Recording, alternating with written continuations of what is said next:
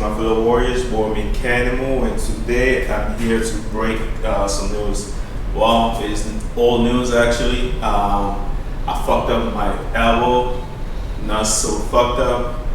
To be clear, it was just a little tendonitis. So I've cut a little tendonitis about 3 months ago, sometime in the beginning of August, if I recall. Yeah, just about 3 weeks before my mom passed away, and it was just out of nowhere. It came out of nowhere, and I'm one of these people that are very meticulous, very careful about my workload and cumulative volume. But for this, yeah, it did surprise me, and this I'm suspecting the close to impossibility.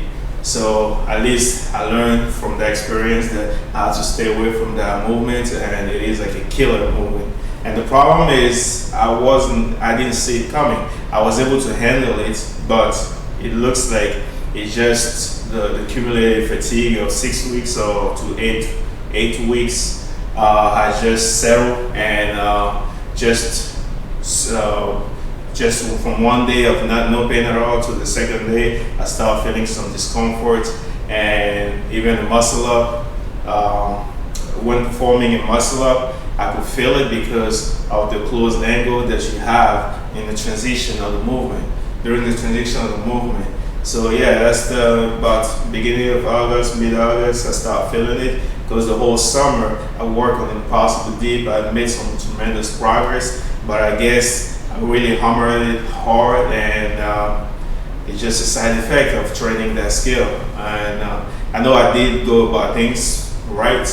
It just happened to happen, and when it happened, I made it worse by swimming, and the motion of flexing the elbow and extending it exacerbated the issue and inflamed it to this next level, which had me take a little bit of deload. Deload still didn't help. As you can see, the video where I deadlifted with one arm, I was still under recovery. It was like about 2 weeks. Through the inflammation period, from the first day that I experienced the discomfort. So I was on a recovering, and then eventually I just I cut off some of the bent arm movement and kept it straight arm. And then my mom passed, and I used that period to kind of take a break off of workout, but it wasn't too long, just a week. And when I would resume the workout, I kept it on straight arm work. So for the past 3 months, I've focused mostly on straight arm work. That's how I was able to bypass the discomfort. So it was still inflamed, but I was able to set my program in such a way that I'm still able to make tremendous gains. And as you can see, I'm closing in on the front lever, which is one of the elusive skill that I've been chasing forever. So it's kind of funny that it had to be in a period where I have like a chronic inflammation that I'm able to work my way through. That just tells you that there's always going to be something, a tweak here and there, but there's always a way to work around it. So right now, I'm probably scale of 1 to 10 inflammation level. I think it's probably around 3, 2.5-ish, and it's kind of interesting that inflammation has been going down, even though the intensity of my workout has been going up. I've even been working on the iron cross and still able to manage the inflammation. I have some technique that I've used to kind of amplify the relief, after the workout and all these things.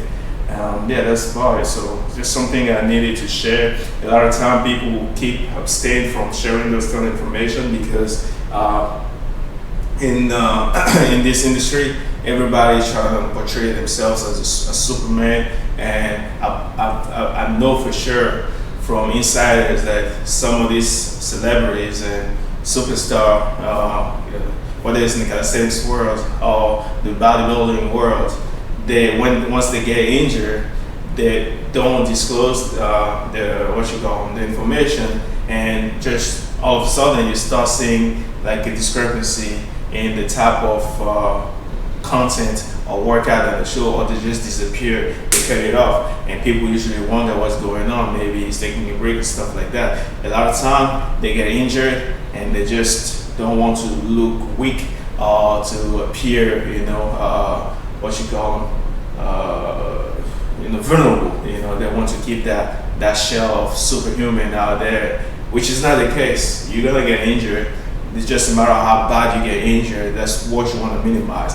Inflammation here and there. I'm lucky or maybe wise, because the only major injury that I've had was in 2013, where I tore my pec. You can still see the dent here. And again, it was one of these injuries from overwork. I was getting ready for this weighted calisthenics competition, and I was working on my weighted pull, weighted dips, and then out of nowhere, just went down. On the way up, on the load that I know that I can do, I just felt like a little pop, and that was it. Recovery time, a fucking year and a half, delayed me. So, like you can, like you can see, my journey is kind of a roller coaster, but it's a steady roller coaster on the rise, and been patient long enough. And this is just the beginning, guys. It's just the beginning. So I had this little twinkie tendonitis. I don't even know whether it's elbow. I mean, the tennis elbow or the golfer elbow. It's everywhere. The fucking elbow is just inflamed. It started first with the golfer, because even drinking water, holding water will make it like a little sensitive there. Even when I push up, I get locked out. My elbow get locked out, and then it releases later. Discomfort, a little pinch in there, which is getting better. And in terms of golfer, it was just hurting, and I was able to work my way through. Everything is looking good now. My training is perfect, better than ever. So in spite of all that shit, I'm still moving forward, and so should you. So that was it. I wanted to let you guys know that for the past 3 months, I've been dealing with elbow tendonitis, and things has been smooth and better and better. Always a way to work around. Don't just stay idle, find your way up. Everything is and will always be the Meckanimal way. Salute.